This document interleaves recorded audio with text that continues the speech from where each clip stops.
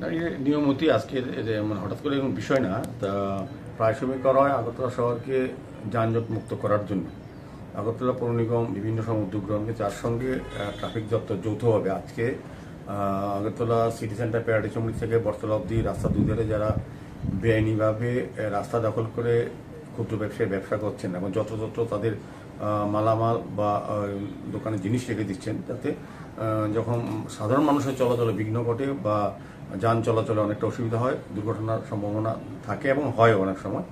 সেক্ষেত্রে এই এলাকার মানুষের দাবি ছিল এবং আমরাও জানি যে শহরকে পরিচ্ছন্ন রাখা বা যানজট মুক্ত করতে গেলে এই ধরনের অনৈতিক বা অবৈধভাবে যারা ব্যবসা করছেন রাস্তা দখল করে এবং বিশেষ করে ফুটপাত দখল করে তাদেরকে সরিয়ে দেওয়া হয়। তা আজকে আমাদের সেন্ট্রাল জোনের যিনি অ্যাসিস্ট্যান্ট কমিশনার রামেশ্বর চক্রবর্তী এবং ডিএসপি ট্রাফিকের যিনি দায়িত্বে আছেন সহ আমাদের টাস্কফোর্স সহ যৌথভাবে এই জায়গাটা আজকে ক্লিয়ার করা হচ্ছে। আগামী দিনেও সারা শহরে বিভিন্ন জায়গায় যেভাবে বেআইনিভাবে যারা বসে আছেন তাদেরকে সরিয়ে দেওয়া হবে। তো আমাদের একটা টার্গেট হচ্ছে আগরতলাকে পরিচ্ছন্ন রাখা, সুন্দর রাখা, নির্মল রাখা, পাশাপাশি যানজট মুক্ত রাখা, যাতে দুর্ঘটনা না হয়, স্বাভাবিক যান চলাচল যাতে স্বাভাবিক থাকে, সেদিকে লক্ষ্য রেখে আগরতলা পৌর নিগম, ট্রাফিক দপ্তর বিভিন্ন পর্যায়ে বিভিন্ন সময় বিভিন্ন জায়গায় যেখানে যেখানে বেআইনি দখলদার থাকে তাদেরকে সরিয়ে দেওয়া হবে। স্যার, একটা অভিযোগ আসে যে বাইক চালকরা অনেক সময় করে যে আমরা পার্কিং জোন পাচ্ছি না, জায়গা পাচ্ছি না, ফুটপাতে ব্যবসায়ীরা দখল করে আছে, বাইক রাখার জায়গা পাচ্ছে না,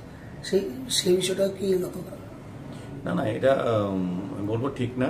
আমাদের আগরতলা পৌর নিগম থেকে পার্কিং জোন নির্দিষ্ট করা আছে এবং ডেভেলপ করে নতুন পার্কিং জোন তৈরি করা হচ্ছে, যাতে দূর দূরান্ত থেকে যারা আগরতলা শহরকে বিভিন্ন কাজে আসেন তারা যাতে টু হুইলার, ফোর হুইলার যারা গাড়ি এবং বাইক রাখতে পারে সে ব্যবস্থা করা হচ্ছে।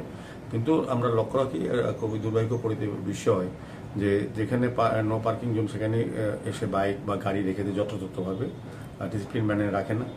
পার্কিং জোন অনেকেই ঠিকমতো ব্যবহার করে না, আর নো পার্কিং জোনে তো রাখি। সেই সবটাই ট্রাফিক দপ্তর, আয়কর দপ্তর এবং আগরতলা পৌর নিগম আমরা লক্ষ্য রাখছি, সেইভাবেই আইনগত ব্যবস্থা গ্রহণ করা হচ্ছে এবং হবেও। স্যার, এই যে অনেক সময় আপনারা শেষ পর্যন্ত ছোট ছোট ক্ষুদ্র দোকানগুলি ভেঙে দিতে ভেঙে দিতে বাধ্য হচ্ছে, কি কারণে ভেঙে দিতে? মানে এটা বিষয় হচ্ছে একটাই, আমি বললাম তো, বেআইনিভাবে অবৈধভাবে যারা যেখানে মানুষ চলাচলের রাস্তা, যেটা পাবলিকের ফুটপাথ, সেগুলিতে দোকান বসে যাচ্ছে। সেই দোকানগুলি বেআইনি, কোনো ভ্যান্ডার লাইসেন্স নেই।